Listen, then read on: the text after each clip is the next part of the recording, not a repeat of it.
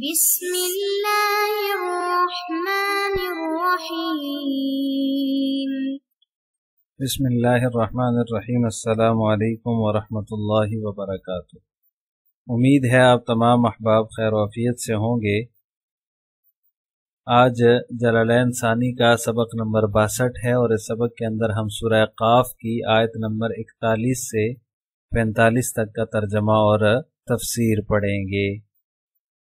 پہلے آیات کا ترجمہ دیکھ لیں۔ وَاسْتَمِعْ يَوْمَ يُنَادِ الْمُنَادِ مِن مَّكَانٍ قَرِيبٍ۔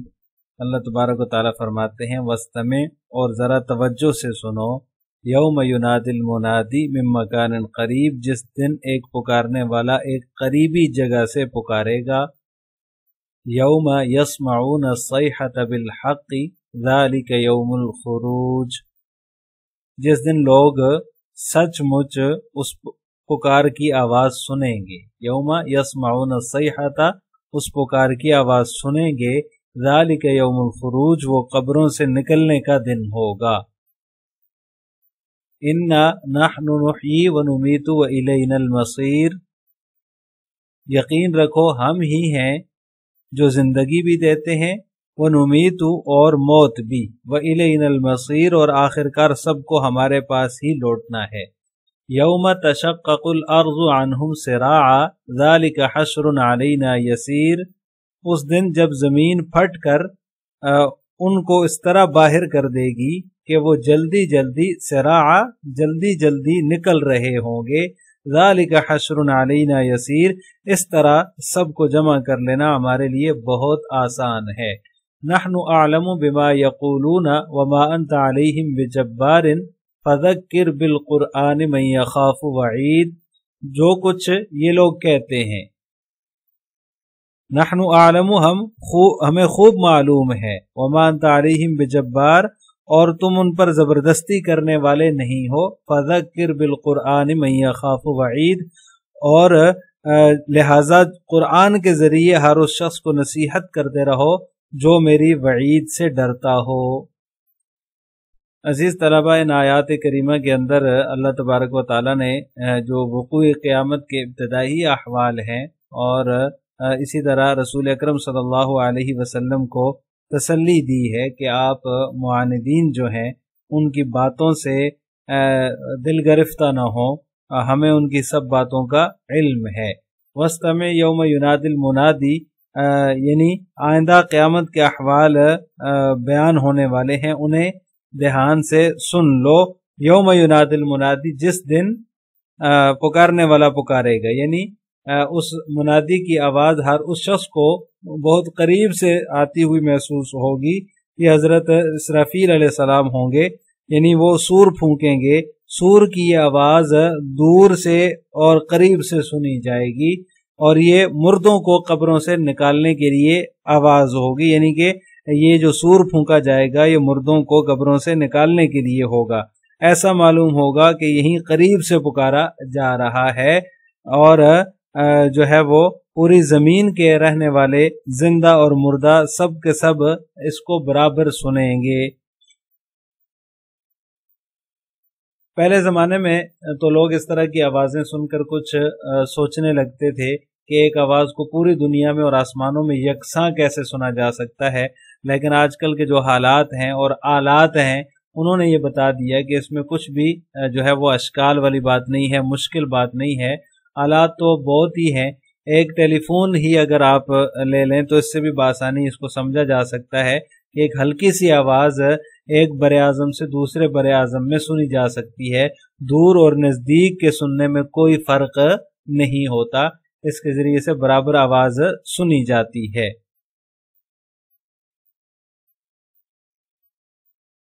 لہٰذا اس منادی کی آواز سے نفخ صور مراد ہے، یعنی حضرت اسرافیل علیہ السلام کی آواز مراد ہے۔ جب وہ سور پھونکیں گے تو قبروں سے سب لوگ اٹھ کر حشر کی طرف جو ہے وہ نکل پڑیں گے اور وہاں جمع ہوں گے۔ یوم یسمعون الصیحۃ بالحق، اس سے نفخہ ثانیہ مراد ہے۔ حق فرما کر یہ بتا دیا کہ اس چیخ کو یقین کے ساتھ سنیں گے جس میں کسی قسم کا کوئی شک و شبہ نہ ہوگا۔ جو دنیا میں کسی کو آواز پہنچتی ہے، کسی کو آواز نہیں پہنچتی، تو ایسا نہیں ہوگا۔ بالحق کا مطلب یہ ہے کہ یقینی طور پر سب کو سنائی دے گی۔ ذالک یوم الخروج، یہ قبروں سے نکلنے کا دن ہوگا۔ آگے فرمایا انا نحن نحیی ونمیت والینا المصیر، کہ ہم ہی جو ہے زندہ کرتے ہیں اور ہم ہی موت دیتے ہیں اور ہماری طرف ہی لوٹ کر آنا ہے، کہیں کسی کو بھاگ جانے اور جان بچانے کا موقع نہیں ملے گا۔ یوم تشقق الارض عنہم سراعا، جس روز زمین ان پر سے کھل جائے گی جبکہ وہ دوڑتے ہوں گے۔ ذالک حشر علینا یسیر، یعنی کہ ہمارے نزدیک یہ جمع کرنا آسان ہے۔ نحن اعلم بما یقولون وما انت علیہم بجبار، آپ صلی اللہ علیہ وسلم کو اس میں تسلی دی جا رہی ہے کہ یہ جو وما انت علیہم بجبار ہے کہ آپ کی ذمہ داری نہیں ہے کہ آپ لوگوں کو زبردستی ایمان لانے پر مجبور کریں، آپ کا فریضہ تو صرف یہ ہے کہ نصیحت کا پیغام لوگوں تک پہنچا دیں۔ آپ کی تذکیر تو عام ہے، جو قبول کرنے والوں اور نہ کرنے والوں کے لیے برابر ہے۔ جو لوگ وعید کو سنتے ہیں پھر ڈرتے ہیں ان کی طرف خاص توجہ فرمائیے، یوں زبردستی منوا لینا یہ آپ کے ذمے نہیں ہے، اس میں آپ صلی اللہ علیہ وسلم کو تسلی دی جا رہی ہے۔ تو لہذا فذکر بالقرآن من یخاف وعید، آپ قرآن کے ذریعے ایسے شخص کو نصیحت کرتے رہیں جو میری وعید سے ڈرتا ہے۔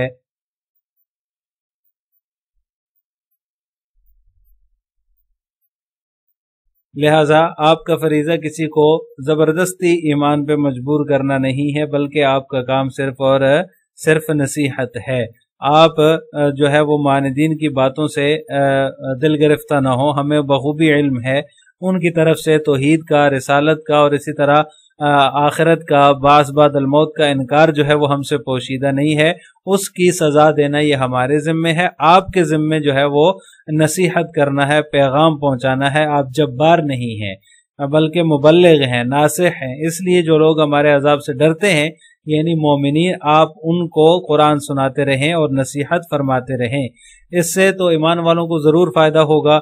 فذکر فإن الذکری تنفع المؤمنین، قرآن جو ہے وہ اس کا فائدہ مومنین کو ہی ہوتا ہے، اور یہ اللہ کا کلام ہے جو کہ عظمت سے، جلال سے، شوکت سے لبریز ہے، اور توحید اور رسالت اور اس طرح حشر نشر پر یہ شاہد ہے۔ آپ اس کی تبلیغ میں مصروف رہیں۔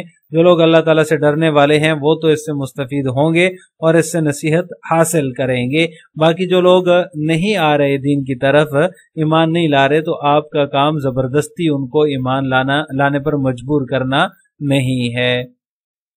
اب ان آیات کی تفسیر جلالین ملاحظہ ہو۔ وَاسْتَمِعْ یا مخاطب مقولی یوم ینادی المنادی، اے مخاطب میری بات سن، جس دن پکارنے والا پکارے گا، یعنی کہ من مکان قریبی مکان سے پکارے گا۔ یہ مصنف رحمہ اللہ تعالیٰ نے یہاں پر یا مخاطب مقولی مقدر مان کر اشارہ کر دیا کہ استمع کا جو مفعول ہے وہ مقولی جو ہے یہ واستمع کا مفعول ہے۔ وہ اسرافیل، منادی کون ہوگا اس کا مصداق بیان کر دیا کہ وہ اسرافیل علیہ الصلوۃ والسلام ہوں گے جو کہ قریب سے پکاریں گے۔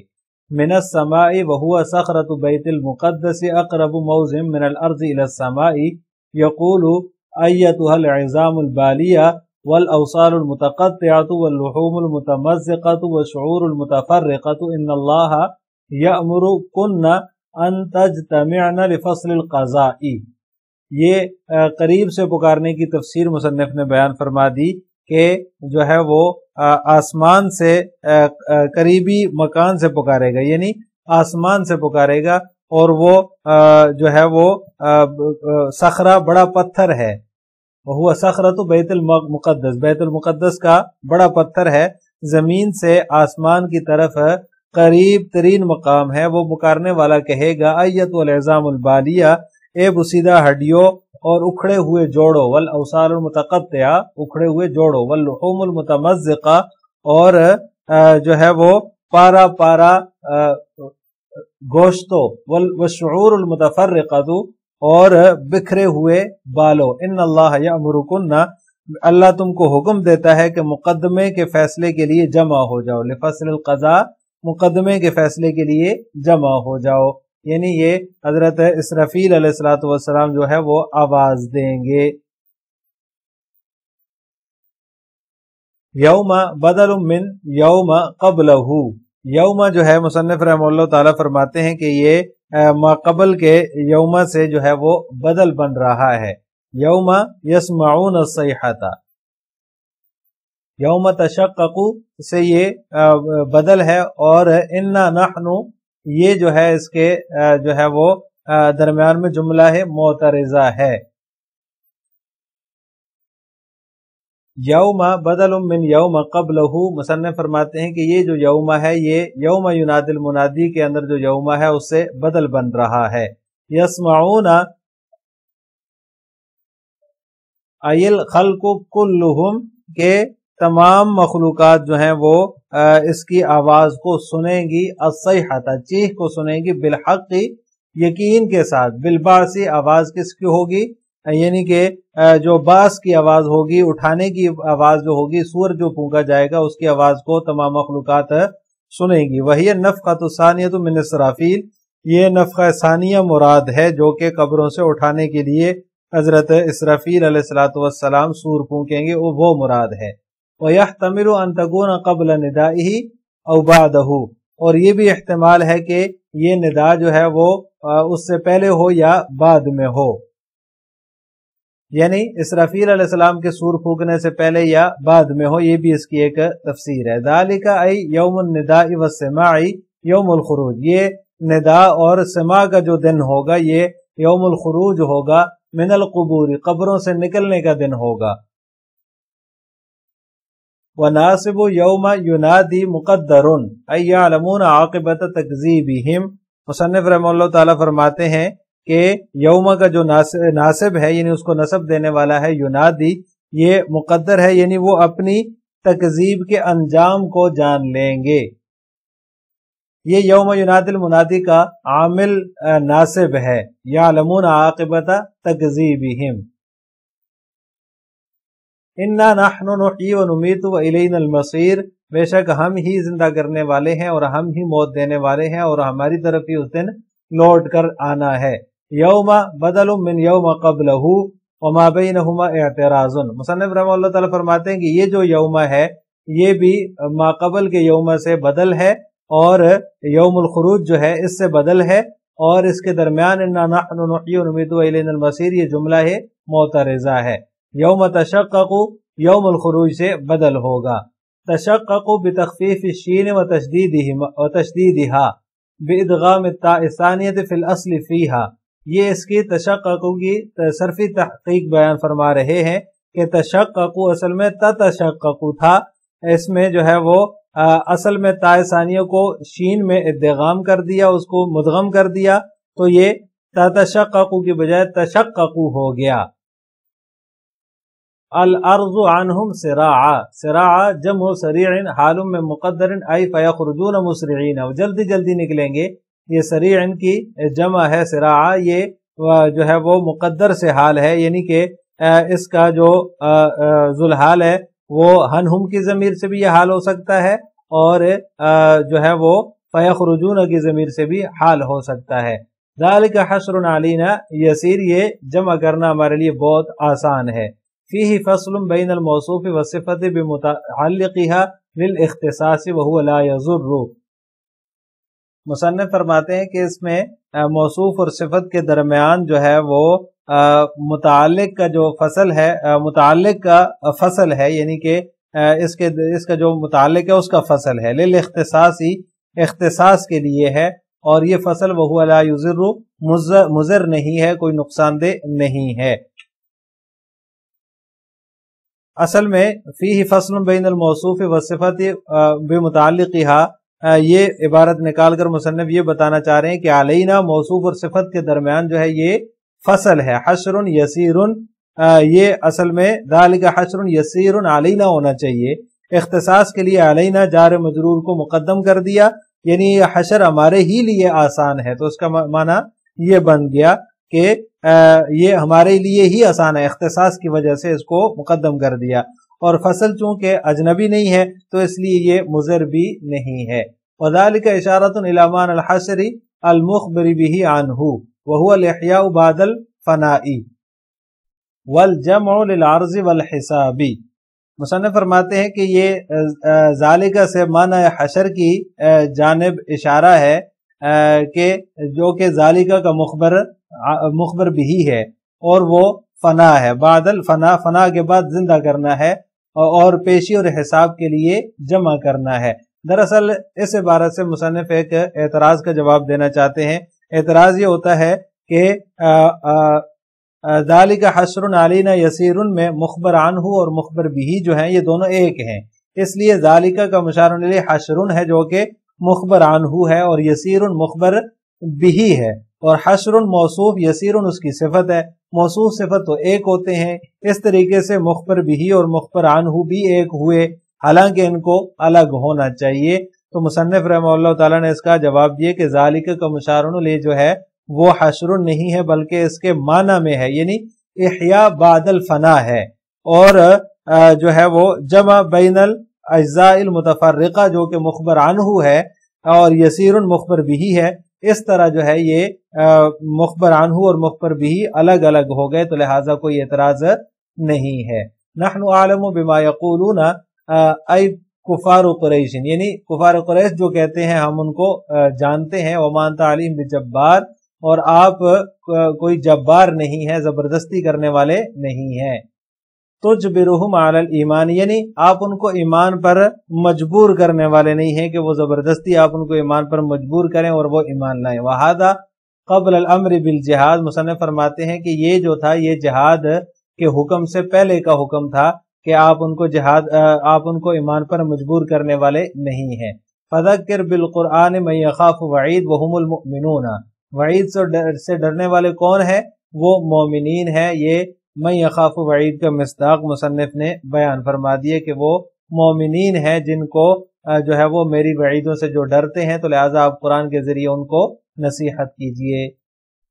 آخر میں آپ سے دو سوال ہیں۔ نمبر 1، یوم یسمعون الصیحۃ بالحق سے کون سا نفخہ مراد ہے؟ نمبر 2، من مکان قریب کی کیا تفسیر ہے؟ ان دونوں سوالوں کا جواب آپ نے کمنٹ باکس میں دینا ہے۔ السلام علیکم ورحمۃ اللہ وبرکاتہ۔